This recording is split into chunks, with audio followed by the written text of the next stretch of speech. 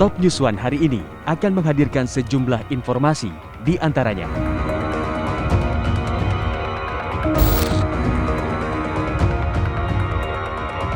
seperti tak peduli dengan kesulitan yang mendera mayoritas masyarakat, anggota DPRD DKI Jakarta yang menyebut dirinya wakil rakyat malah minta kenaikan tunjangan penghasilan.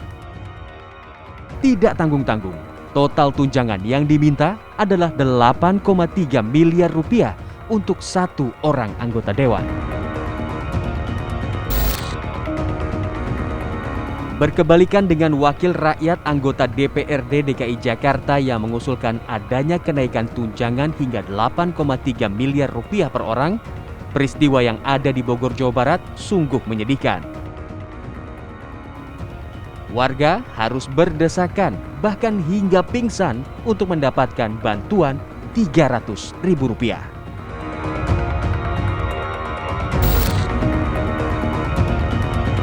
Komisi Pemberantasan Korupsi KPK menahan mantan anggota Badan Pemeriksa Keuangan BPK RI Rizal Jalil. Rizal Jalil ditahan atas tuduhan menerima suap senilai $100.000 Singapura atau 1,05 miliar rupiah. Inilah Top News One.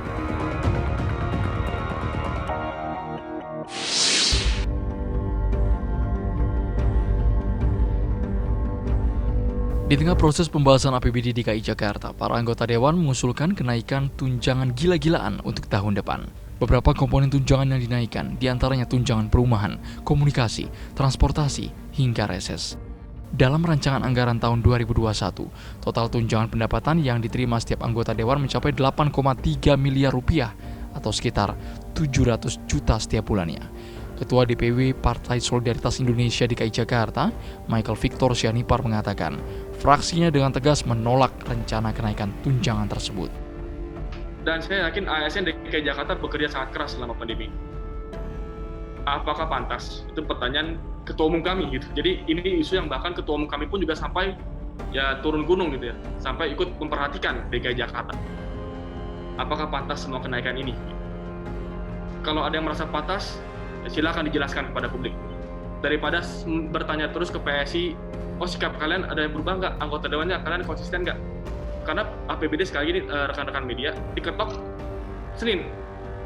Kalau kita terus berkutat di PSI-nya saja, kita tidak bertanya sikap dari partai-partai lain, ya kalau begitu yang terjadi ya Senin akan lolos itu.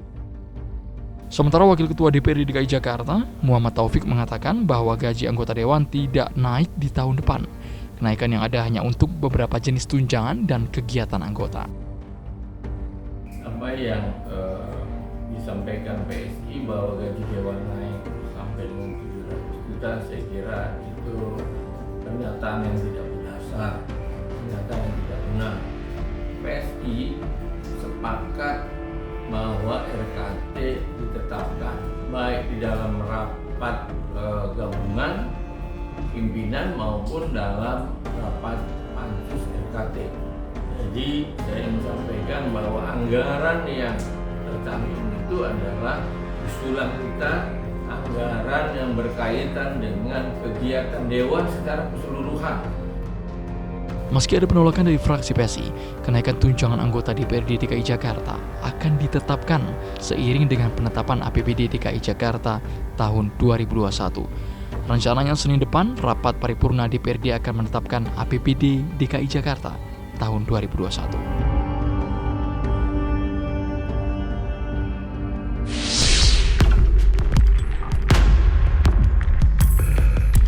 Berkebalikan dengan wakil rakyat anggota DPRD DKI Jakarta yang mengusulkan adanya kenaikan tunjangan hingga 8,3 miliar rupiah per orang, peristiwa yang ada di Bogor, Jawa Barat sungguh menyedihkan.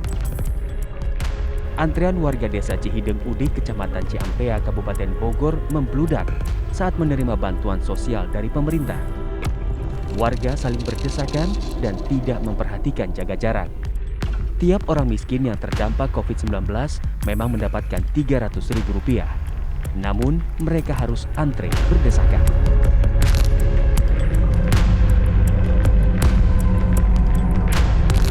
Sementara itu di lokasi kantor BRI Cabang Luwiliang Kabupaten Bogor, penerima bantuan UMKM dari pemerintah pusat antri berdesakan.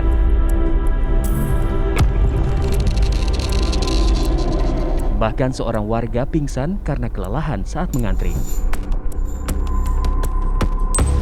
Di tengah pandemi yang angkanya terus meningkat tak membuat para penerima bantuan takut terpapar. Mereka rela antre dan berdesakan demi mencairkan bantuan UMKM yang jumlahnya Rp2.400.000. Petugas keamanan Bank BRI Cabang Luwiliang sering mengingatkan para penerima untuk menjaga jarak dan sudah membatasi. Namun warga tetap saja seolah tak menghiraukan imbauan tersebut.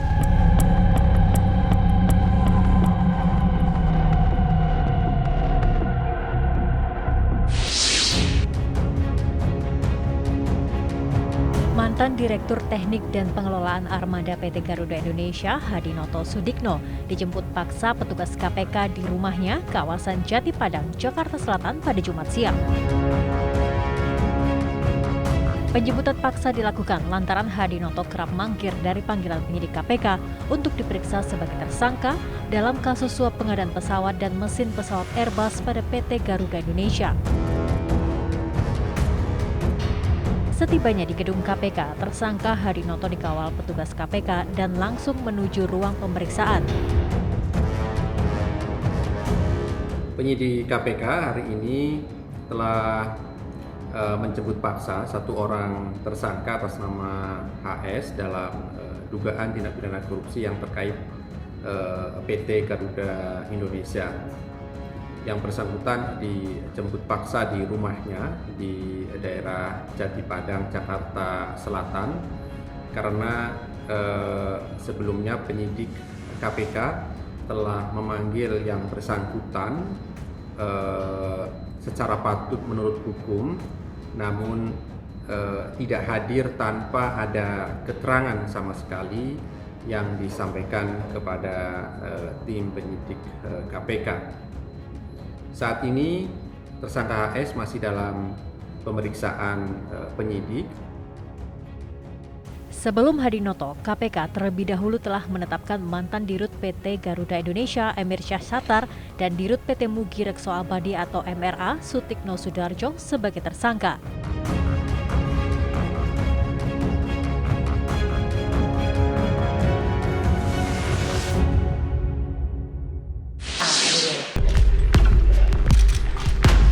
Komisi Pemberantasan Korupsi (KPK) menahan mantan anggota Badan Pemeriksa Keuangan BPK RI Rizal Jalil sejak kemarin.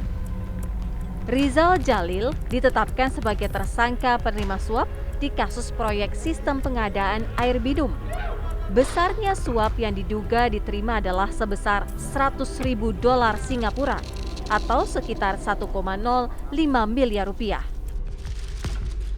Meski dituduh memanfaatkan jabatannya sebagai anggota BPK yang audit atas proyek sistem pengadaan air minum, Rizal Jalil membantah menerima suap.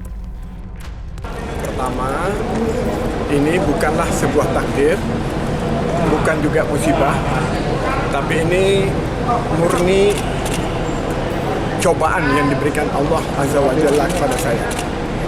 Saya siap bertanggung jawab kalau memang dugaan yang diduga kepada saya itu terbukti di pengadilan.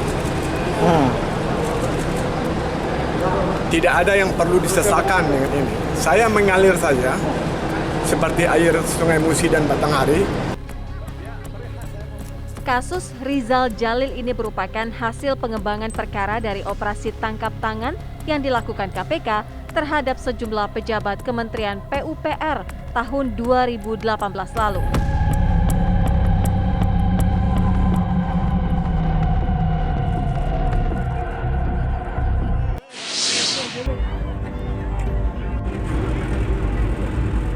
Warga desa Pengembur, Kecamatan Punjut, Lombok Tengah, Nusa Tenggara Barat geger dengan ditemukannya mayat seorang wanita setelah polisi melakukan penggalian di salah satu pondasi rumah yang sudah dicor di jalan utama desa. Sebelumnya, polisi mendapat laporan adanya warga yang menghilang sekitar 3 bulan. Polisi kemudian mendalami kasus ini. hingga akhirnya polisi menggali sebuah pondasi rumah yang menjadi titik lokasi korban. Pelaku mengaku membunuh korban yang sedang hamil dengan cara diracun menggunakan potasium. Alasannya pelaku kalap setelah asmara gelapnya diketahui keluarga dan warga. Sedangkan suami dari korban saat ini tengah mencari nafkah di Malaysia. Masih dari pihak keluarga bahwa ketika korban ini dibawa oleh pelaku, ya, korban ini dalam keadaan hamil. Korban ini dalam keadaan hamil. Jadi motifnya adalah asmara gelap. Ya, yang mana korban ini sebetulnya sudah memiliki suami. Ya. Suaminya bekerja di luar. Polisi terus mendalami kasus ini dan sudah menetapkan tersangka FA berdasarkan bukti-bukti dan petunjuk pendukung.